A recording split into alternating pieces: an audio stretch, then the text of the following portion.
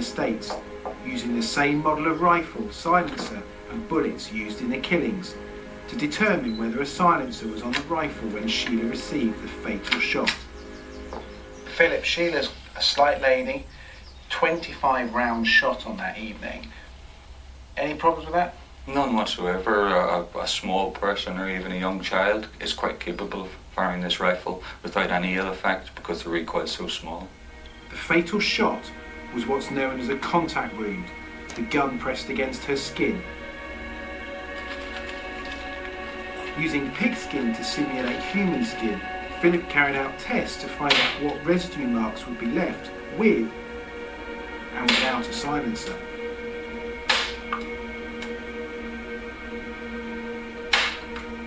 Show me what the effect is. You can absolutely see the difference between the shots in that you've actually got the mark of the end of the silencer, whereas without the silencer you don't have this mark. Now you've looked at the photographs. These are Sheila's injuries. I have. Which would you say is the most likely to have occurred? Based on my examination of the wounds on the photographs and the test that I've just done, I'm of the opinion that the contact wound to Sheila's chin was actually contact without the silencer fitted. The results suggested that no silencer was on the rifle when Sheila was shot, making it possible she did pull the... although that would mean she had somehow shot herself twice. The court also heard that a silencer was on the gun when Neville Bamber was killed. He was shot 8 times, beaten, and sustained 3 burn marks at the top of his back, somehow inflicted that night. No conclusive explanation was ever given for the burn marks of the original trial.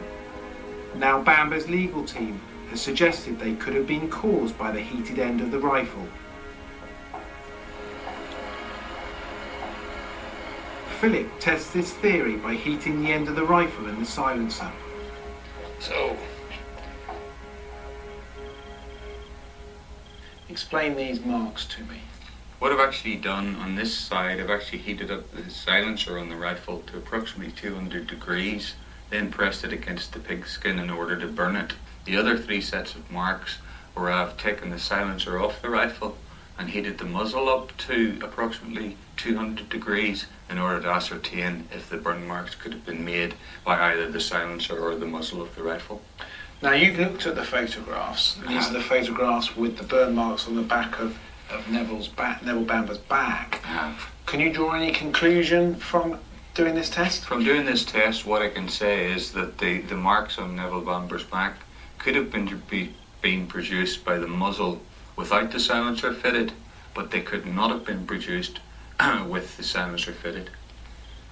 So for the silencer to be on that gun, if it had come into contact with Neville Bamber's back, they wouldn't have left those marks? They wouldn't, no.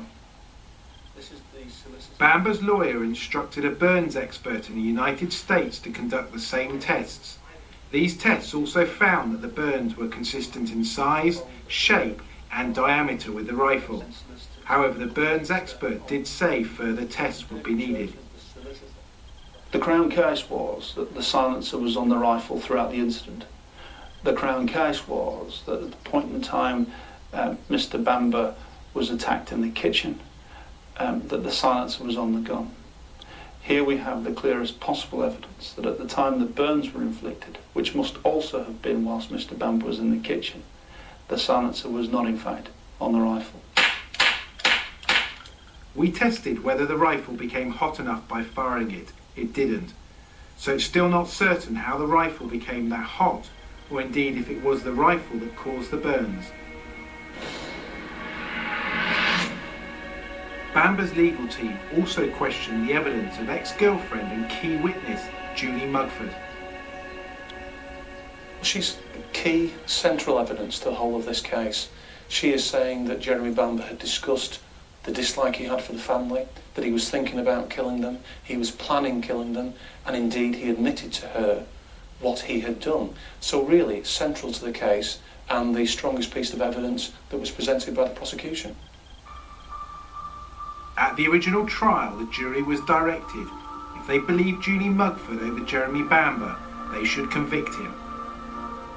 I wasn't actually ever frightened of Jeremy. I didn't think he'd actually do anything to hurt me. But as I kept on saying to him that I had to say something and I couldn't keep this in and questioning him, he became frightened of me, which is what made me become frightened of him. Bamber's new legal team is concerned about another interview she gave to a tabloid newspaper for which she was paid £25,000. What we then know is that immediately after verdict, she's taken into media care by a national newspaper. We now know that to be the News of the World, and soon after the verdict, a story appears in the Sunday edition. In a witness statement, Mugford said she could not remember exactly when the deal was agreed, but in 2002 the Court of Appeal found that Bamber's own legal team was unable to establish that she had sold her story before the end of the trial. Bamber's new legal team believe that if the deal was signed before the end of the trial, it could have had an impact on the verdict. Julie Mugford did not respond to our attempts to contact her. Do you believe that Jeremy Bamber will one day have his conviction quashed and be a free man?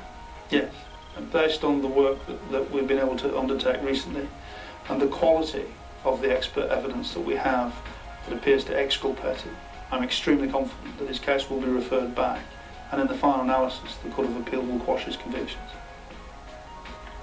I'm pragmatic, and I take one step at a time, and I think so long as the evidence actually goes and is accepted by the Crown, and I believe it will be, the prospect of getting out it's quite exciting.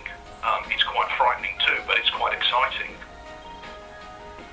Having reviewed the original case, looked at the new evidence, and heard from many of those involved, including Jeremy Bamber, it's clear that nearly 3 decades on, this case continues to stir emotions. The questions remain: will Bamber get his case referred to the Court of Appeal? Or will his relatives finally be able to find closure?